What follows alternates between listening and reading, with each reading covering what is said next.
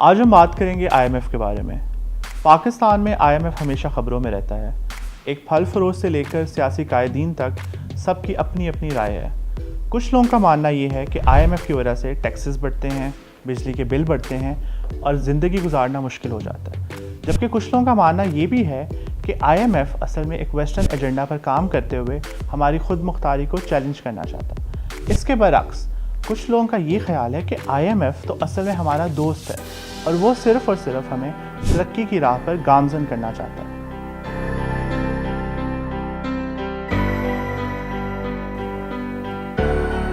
इन सब कयास आराइयों से हटके आज हम बात करेंगे कि आईएमएफ असल में है क्या, ये क्यों वजूद में आया, ये किस तरह से काम करता है और आईएमएफ से कर्जा लेने का तरीका क्या है।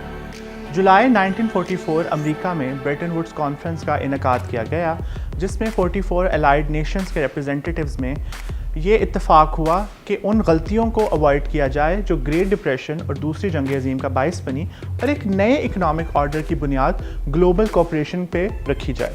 शुरू में आईएमएफ के 40 मेंबर्स थे जो अब बढ़ के 190 हो चुके हैं। अक्सर लोगों को ये भी लगता है कि आईएमएफ और वर्ल्ड बैंक असल में एक ही मकसद के लिए काम करते हैं। गो कि दोनों का वजूद ब्रेटन वुड्स कॉन्फ्रेंस के इख्तिताम पर आया और हमने गानों में सुन चुका है कि आईएमएफ तो कर्जा लेकर सारे मुल्क फिरावांगा, वर्ल्ड बैंक दा तरला पाके शॉपिंग भी करवावांगा।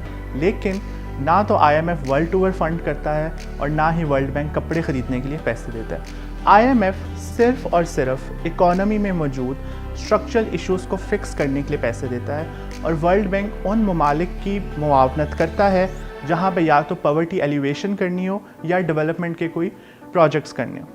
आईएमएफ के 3 बहुत ही बुनियादी मकासद हैं। सबसे पहला है इंटरनेशनल मॉनेटरी कोऑपरेशन को एनकरेज करना, दूसरा है इकोनॉमिक ग्रोथ और ट्रेड को एक्सपेंड करना और तीसरा है उन पॉलिसीज़ को डिस्करेज करना जो कि तरक्की की राह में हायल हैं। आईएमएफ इन तीनों मकासद को पूरा करने के लिए 3 तरह की चीज़ें करता है। सबसे पहले वो मेंबर ममालिक को पॉलिसी एडवाइस देता है, दूसरा वो उनको फाइनेंशियल असिस्टेंस देता है और तीसरा वो उनमें कैपेसिटी डेवलपमेंट करता है। पॉलिसी एडवाइस आईएमएफ का एक बहुत ही बुनियादी काम है।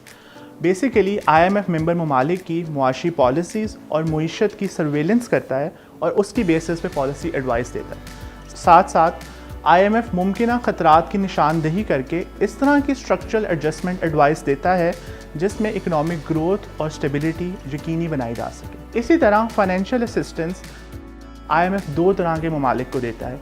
एक वो ममालिक जो कि किसी मुआशी बहरान में फंस चुके हैं और उनको इकोनॉमिक ग्रोथ और स्टेबिलिटी के लिए ब्रीदिंग स्पेस दरकार है। दूसरा वो ममालिक जो कि मुस्तकबिल में आने वाले मुआशी ख़तरात की वजह से as a preventive measure IMF programme में जाना चाहते हैं। जैसे कि हाल ही में हमने देखा कि बांग्लादेश आईएमएफ के पास गया जबकि उनके पास खातिर ख्वाह फॉरेन रिजर्व्स मौजूद थे।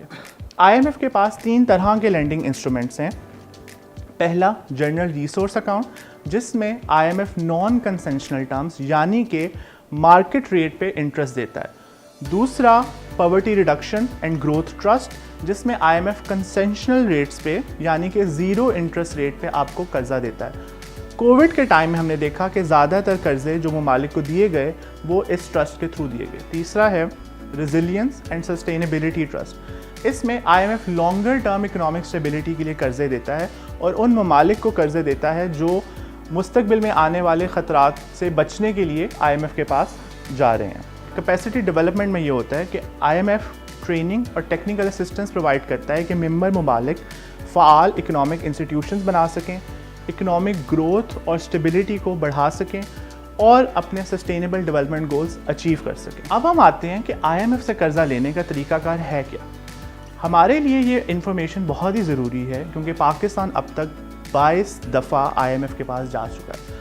हमारा ताल्लुक इतना गहरा है कि Pakistan is 4th largest debtor of IMF. The top 3 are Argentina, Egypt and Ukraine. तो आईएमएफ से कर्जा लेने का तरीका क्या है? ये बहुत सादा सा तरीका है। सबसे पहले मेंबर ममालिक जिसको कर्जे की ज़रूरत है वो आईएमएफ को रिक्वेस्ट करता है। उसके बाद आईएमएफ का स्टाफ और उस मुल्क की हुकूमत आपस में डिस्कस करते हैं कि मुआशी हालात किस तरह के हैं और कितनी फाइनेंशियल नीड है। उसके बाद आईएमएफ के स्टाफ और हुकूमत में मुआहिदा तय पाता है कि किन शराइत की बेसिस पर यह कर्ज़ा दिया जाएगा। उसके बाद IMF का स्टाफ एग्जीक्यूटिव बोर्ड को एक लेटर ऑफ इंटेंट और एक डिटेल्ड मेमोरेंडम ऑफ अंडरस्टैंडिंग में बताता है कि इस मुल्क के ये मुआशी हालात हैं, ये इसकी फाइनेंशियल नीड है और इसको इतना कर्ज़ा इन शराइत की बुनियाद पे दिया जा सके। उसके बाद एग्जीक्यूटिव बोर्ड उस कर्ज़े को अप्रूव करता है और फिर वो मॉनिटर करता है कि आया जिन शराइत की बुनियाद पर कर्ज़ा दिया गया है वो शराइत फॉलो हो रही हैं या नहीं। यहाँ पे ये बात करना बहुत ज़रूरी है कि IMF के ऑलमोस्ट सारे लोन्स कंडीशनल लेंडिंग के तौर पे दिए जाते हैं, यानी कि वो किसी ना किसी शराइत की बेसिस पे दिए जाते हैं या ममालिक को कुछ मैक्रो इकोनॉमिक टारगेट्स दिए जाते हैं जो उनको अचीव करने होते हैं। और इस कंडीशनल लेंडिंग का मकसद ये होता है कि मुल्क अपनी मुआशी पॉलिसीज़ को तब्दील करें और ग्रोथ और स्टेबिलिटी की तरफ जाएं ताकि वो ये कर्ज़ा IMF को वापस कर सकें और आइंदा उनको IMF के पास जाने की ज़रूरत पेश ना आ सके। उम्मीद है कि पाकिस्तान अपनी मुआशी पॉलिसीज़ को बेहतर करते हुए इस चीज़ को यकीनी बनाएगा कि आइंदा हमें IMF के पास जाने की ज़रूरत पेश ना आए।